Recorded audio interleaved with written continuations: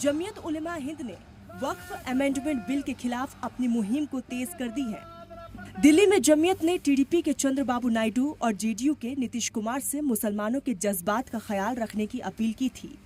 मौलाना अरशद मदनी ने हिदायत दी थी कि अगर ये बिल पास हुआ तो एनडीए की सरकार चलाने वाली बैसाखियां भी इसका जिम्मेदार होंगी।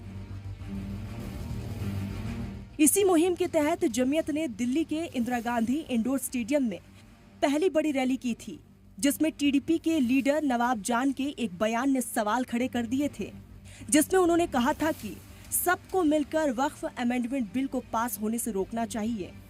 इसके बाद जमीयत ने पटना में दूसरी बड़ी रैली 24 नवंबर को की, जिसमें नीतीश कुमार को भी शामिल होने के लिए कहा गया था, लेकिन वो नहीं आए। अपनी मुहिम को बढ़ाते हुए 15 दिसंबर को जमीयत उलेमा हिंद ने आंध्र प्रदेश के कडप्पा में वक्फ बिल के खिलाफ बड़ी रैली की। दावा किया जा रहा है कि इस रैली में करीब 5 लाख मुसलमानों की भीड़ जमा हुई। इस रैली से जमीयत उलेमा हिंद के सदर मौलाना अरशद मदनी ने कहा कि जमीयत के इस इजलास का मकसद नायडू हुकूमत को पैगाम देना है।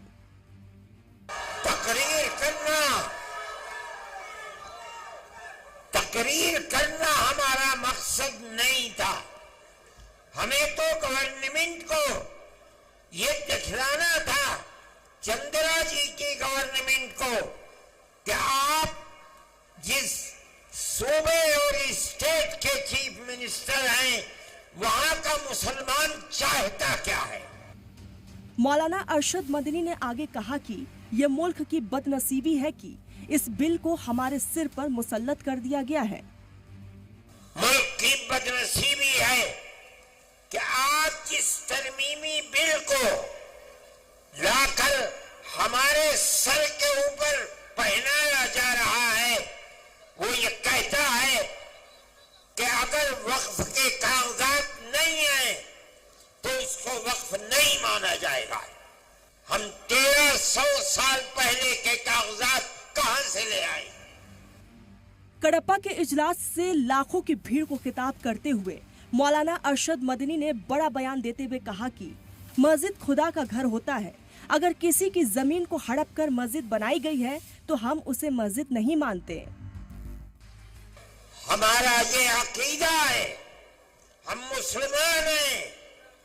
मस्जिद खुदा का घर वही मोतबर होगा जो वक्फ जमीन के ऊपर है। जो जमीन अल्लाह की जमीन है, कोई उस जमीन का मालिक नहीं है। किसी की जमीन को छीनकर मस्जिद नहीं बनाई जा सकती। अगर बनी है हम उसको मस्जिद नहीं समझते। मौलाना अरशद मदनी ने यह भी कहा कि अयोध्या की बाबरी मस्जिद का फैसला देते हुए सुप्रीम कोर्ट ने भी माना था कि मंदिर तोड़कर मस्जिद नहीं बनाई गई थी। जब सुप्रीम कोर्ट का फैसला आया तो मुकम्मल फैसला है, लिखा हुआ, ऐलान हुआ उसका कि मस्जिद अपनी जगह पर मस्जिद है। किसी मंदिर को तोड़कर मस्जिद नहीं बनाई गई।